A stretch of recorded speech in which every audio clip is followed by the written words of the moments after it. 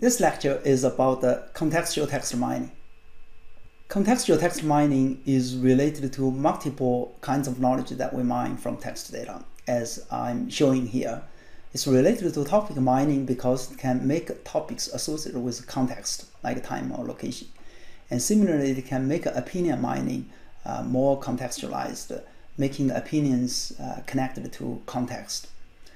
And it's related to text-based prediction because it allows us to combine non-text data with text data to derive sophisticated predictors for the prediction problem.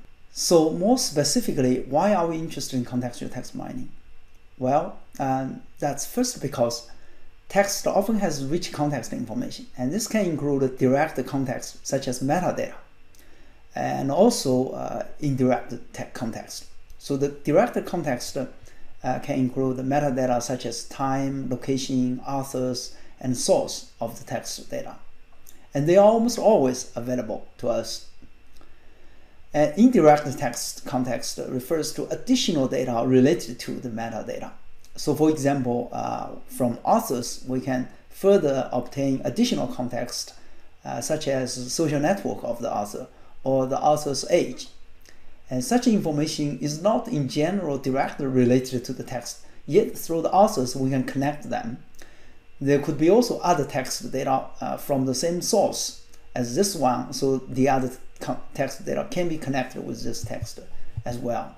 So in general, any related data can be regarded as context. So there could be remotely related context. And so what's the use? Why is text context useful? Well, context can be used to partition text data in many interesting ways. It can almost allow us to partition text data in arbitrary ways as we need. And this is very important because this allows us to do interesting comparative analysis. It also, in general, provides meaning to the discovered topics if we can associate the text with context. So here's an illustration of how context can be regarded as interesting ways of partitioning of text data. So here I just show some research papers published in different years on different venues, different conference names here listed on the bottom, like the SIG-IR or ACL, etc. Now, such text data can be partitioned in many interesting ways because we have context. So the context here just includes time and the conference venues, but perhaps we can include some other variables as well.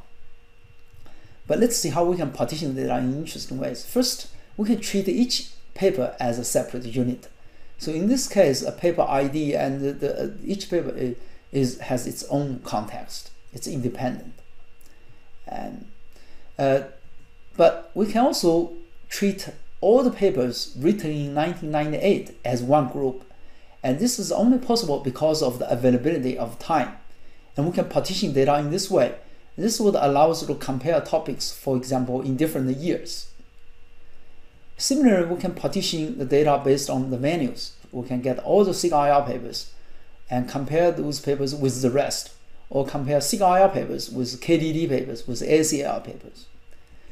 We can also partition the data to obtain the papers written by authors in the US, and that of course uses additional context of the authors. And this would allow us to then compare such a subset with another set of papers written by authors in other countries. Or we can obtain a set of papers about the text mining, and this can be compared with papers about another topic. And note that these partitionings can be also intersected with each other to generate even more complicated partitionings.